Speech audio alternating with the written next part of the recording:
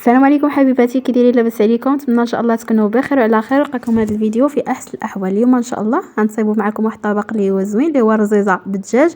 نتمنى ان شاء الله ينال الاعجاب ديالكم. الا عجبكم اخوتي الفيديو ما تنساونيش من لايك، واللي ما يدخل عندي جديد مرحبا به يدير الاشتراك وتفعيل الجرس باش يوصلوا كل جديد. ندوزو المقادير. عندي دجاج على حسب الاشخاص اللي عندكم. عندي الربطه د المعدنوس والقزبور، عندي واحد مطيشه، عندي 3 البصلات، وعندي 2 ريوس ديال الثومه، وواحد 3 منقياهم غنحكهم، وعندي راس الحانوت، وعندي ملحه، سكينجبير، والخرقوم، والبزار، ومزاود ديال الحار، وعندي كاس ديال نص كاس ديال الزيت. هنايا غندير نص كيلو ديال الرزيزه جبتها واجده من برا، غنفورها ان شاء الله معكم. هنا اخوتي غناخذ الكوكوط ديالنا اللي غنقطعوا فيها البصله. نبداو ان شاء الله نشللوا البصله ديالنا. كنشلضها انا طويله، راها كتجي زوينه. انا عندي بالنسبه للشلط كنشلضها بحال هكايا. نتوما على حسب الرغبه ديالكم، كل واحد يشلضها على حسب اللي بغا هويا. وغنحكك الثومه، دوك 3 الفصوص اللي نقيت في الاول نحككهم. هنايا نحكك مطيشه ديالي. بالنسبه للمطيشه راه اختياريه، اللي بغى يديرها، اللي ما بغاش يديرها ما يديرهاش، واللي بغى يحككها يحككها، اللي بغى يشلضها يشلضها على حسب الاختيار.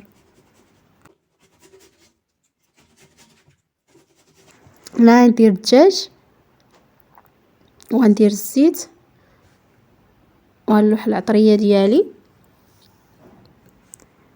وبالنسبه للحار وهذا والقزبر والمعدنوس والثومه نخليهم حتى الاخر وعاد نلوحهم. وغندير واحد الكاس ديال الماء اللي غنخلط فيهم العطريه ديالي مع البصله والدجاج، وغنديرهم ان شاء الله يتشحروا ليا كما شفتوا. هادو غنخليهم حتى الاخر وغادي نلوحهم.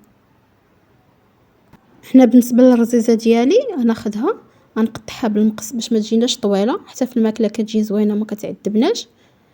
غنقطعها وغنديرها ان شاء الله تفور في البرمه. غنفورها غير مره واحده.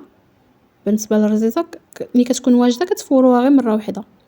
حتى في الكونجيلاتور ملي كتكون في الكونجيلاتور كتجبدوها في الكونجيلاتور وكديروها في الكسكاس كتفور كتجي زوينه. بالنسبه اللي باغي يديرها في الكونجيلاتور، انا جبتها من برا واجده، غنقطعها ان شاء الله بحال هكا. نقطع الكميه اللي غادي نحتاج نديرها تفور ونرجع معكم. هنا حبيباتي من بعد ما تشحرات ليا ديك البصله والدجاج، تشحرات مزيان وتقلات.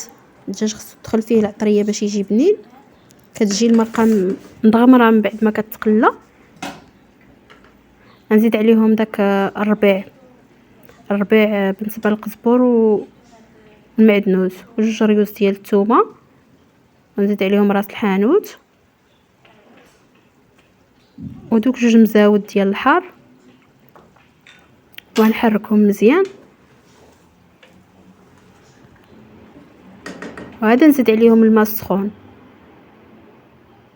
الماء على حسب الكميه اللي عندكم. بالنسبه للرزيزه راه ما كتهش الماء بزاف، ما كتبغيش تسقى بزاف، غير شويه. هنايا خوتي راني فورت الرزيزه ديالي في الكسكاس. من بعد ما فارت نحيدها ان شاء الله ونوريكم ان شاء الله الطبق النهائي ديال الرزيزه ديالنا كيفاش غتجي في الاخر. هنايا غنسقيها ان شاء الله في القصعه ديالي. كنفورها غير مره واحده انايا. غنصايبها ان شاء الله في القصعه ديالي وتشوفوها كيفاش غتجي. راه كتجي زوينه، كتجي لذيذه. نتمنى ان شاء الله تجربوها وتنال الاعجاب ديالكم. وما تنساونيش اخواتي من لايك الفيديو الا عجبكم، واللي دخل عندي جديد مرحبا به يدير لنا اشتراك، وتا هو يدير لنا لايك الفيديو الا عجبو، ويبارطاجيو لنا اخوتي الفيديو ان شاء الله يوصل عند الناس الاخرين. بارطاجيو مع العائلات ديالكم. هنا اخوتي راني بديت كنسقي القصعه ديالي. ملي قلبت الكاميرا لقيت ما مشجلش الفيديو. المهم نكمل معكم. هنايا سقيتها وندير الدجاج ديالي.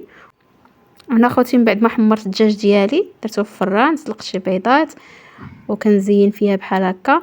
المهم اخوتي بالنسبه للرزيزه راه ما كتبغيش انها تشرب بزاف، شربوها غير شويه باش ما تجيلكمش معجنه.